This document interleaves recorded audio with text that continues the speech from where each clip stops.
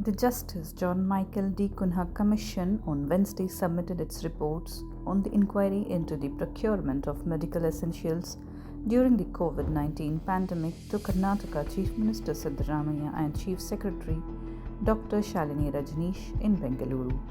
The probe examined alleged irregularities in the purchase of medical equipment worth 63 crore 79 lakh 88,022 rupees in Bengaluru urban district and 42 crore 19 lakh 29,198 rupees in Belagavi district during the peak of the pandemic.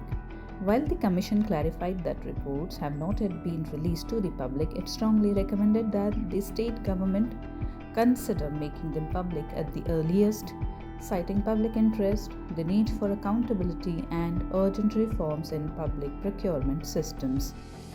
Earlier on November 30, 2025, the D. Kunha Commission had submitted a separate report into the Chamrajnagar District Hospital oxygen tragedy where 24 COVID patients died due to a critical oxygen shortage on the night of May 2 and 3, 2021.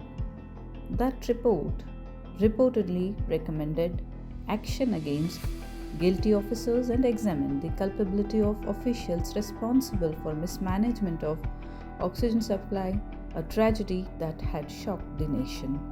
With the latest submissions, pressure is mounting on the Siddaramaiah government to act decisively, ensure transparency, and fix responsibility for alleged lapses during one of India's worst health crises.